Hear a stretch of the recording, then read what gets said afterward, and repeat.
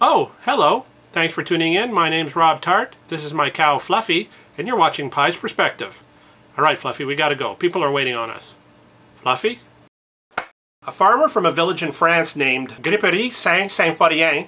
Yeah, that's right, I speak French. Anyway, this guy was given a 1-month suspended sentence and fined 500 euros after he fed his ducks cannabis. Now, he told the authorities that cannabis is an excellent dewormer. He also admitted to smoking some of the cannabis, but insists that the majority of his wacky tobacco was given to his 150 ducks for medicinal purposes. He also claims that he was advised by a specialist that there was no better substance for deworming. Now, curiously enough, he couldn't identify the specialist in question. I'm betting it was the guy on the street corner that he purchased the cannabis from. Excuse me, sir, but you think so maybe this marijuana helped deworm my ducks? Yeah, sure, buddy, whatever you say. Make it quick. Now, I can see why the authorities want to put a stop to this. If giving cannabis to animals becomes an acceptable excuse for having cannabis, all the stoners out there are going to start buying pets and then claiming any cannabis they have on them is for their animals. We would start seeing stoned dogs, cats, and hamsters wandering the streets everywhere. Now, one of the big problems with feeding dope to ducks is that they can turn into addicts. They all start lazing around the pond, never wanting to leave, sleeping all the time. Then all kinds of other ducks with cannabis addictions show up, and then suddenly you have a slum pond. Crime rates go up, gangs move in, ducks prostituting themselves for money. The whole thing turns to chaos. And then soon they start turning to harder drugs like cocaine and crack. Time to call in the DDEA,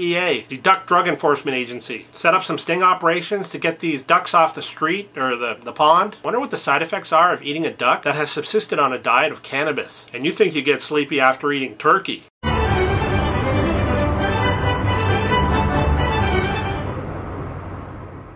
Alright, who wants ice cream? We have the thumbs upsicle, the subscribe-sicle, the 3-flavor fave-sicle, and the comment on a stick. Please help yourself to anything you like.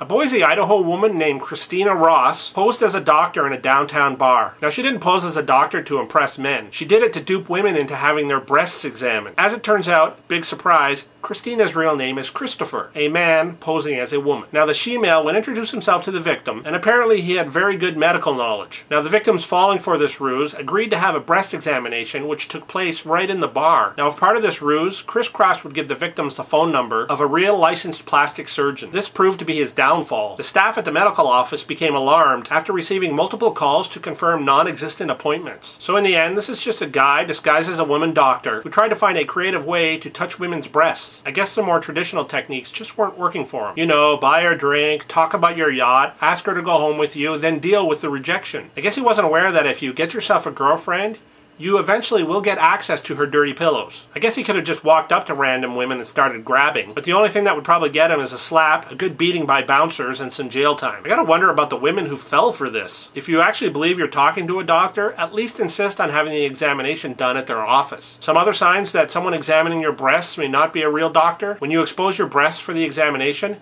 he looks at them and says, "Boobies!" He claims his examination technique is one that he learned in Bangkok, and it's called the medical massage examination. The exam lasts longer than half an hour. He coats his hands in baby oil before getting started. He uses non-medical terminology like, "Ooh, these are jiggly." In the end, I'm glad this guy didn't pose as a gynecologist. Today's question of the day is, what are some other possible side effects of feeding marijuana to ducks? Today's second question is, name some behaviors that may indicate that a doctor is not legit.